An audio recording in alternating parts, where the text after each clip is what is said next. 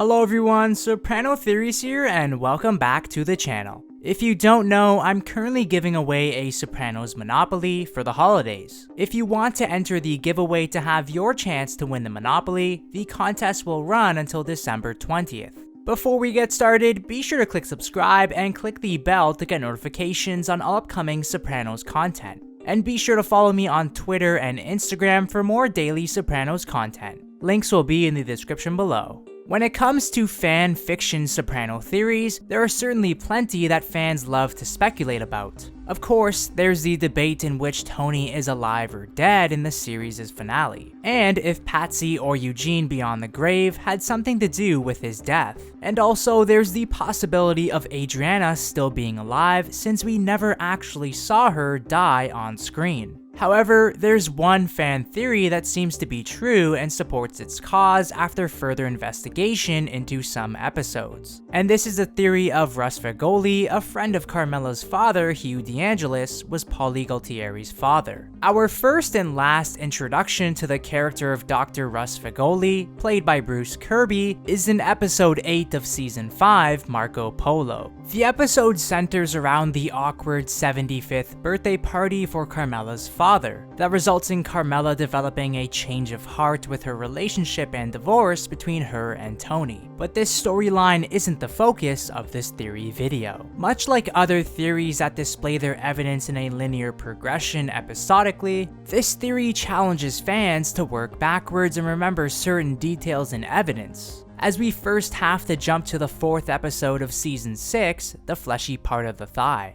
In this episode, while Tony is still recovering in the hospital, Paulie learns the true fate and identity of his supposed Aunt Dottie. In the episode, Aunt Dottie specifically asks to see Paulie due to her nearing her death. So, Paulie pays his Aunt Dottie a visit at the local convent. While on her deathbed, Aunt Dottie reveals a startling confession that shocked both audiences and Paulie. We learn from Aunt Dottie that she got tangled up with a soldier during the war, ironically named Russ. And that one thing led to another and that she eventually became pregnant. Shockingly enough, that baby that Aunt Dottie and this mysterious character named Russ had was, to Paulie's surprise, himself.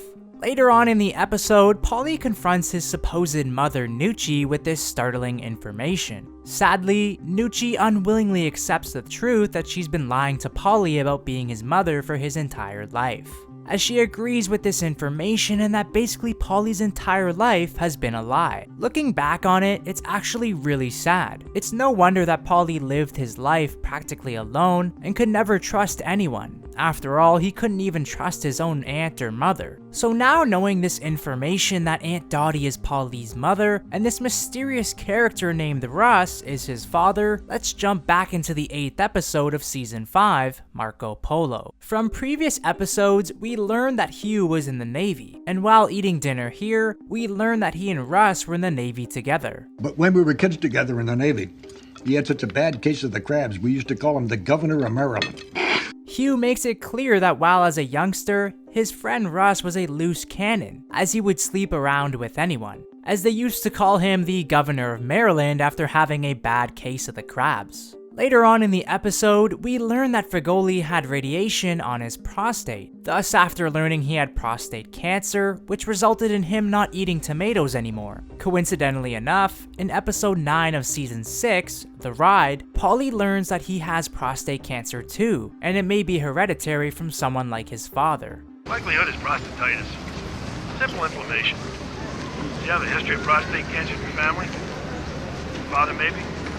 I don't know. Which, if we remember back in Marco Polo, Dr. Fegoli had prostate cancer too. So if we put all of this together, the fact that his Aunt Dottie may have slept with Russ Fegoli and had a baby in Paulie, it's very likely that Russ is the father of Paulie Gualtieri, especially with the evidence of prostate cancer running in the family gene. With the United States entering World War II in December of 1941, many of its soldiers consisted of young men who were between the ages of 18 and 24. So, if Paulie were born in 1942, he'd be 57 when we first see him in season 1. So, if we assume that Russ and Hugh are the same age, that being 75, Russ and Aunt Dottie would have been 18 when they had Paulie. as this was a common occurrence with 18-year-olds to get married and have babies when they were so young back in the day. Now, there are some inaccuracies with this theory. In order to be made into the Italian mafia like Paulie, you have to be 100% Italian on both sides of your family, so that they can trace your heritage back to the old country. Rightfully, this includes Paulie's mother and his father. However, some fans believe that Russ isn't an Italian name or that he's not Italian at all. However, Russ could be short form for Russo. As we all know, some Italian names were cut short once they came over to the United States. Leonardo was a great Italian, and that was our name originally, Leonardo.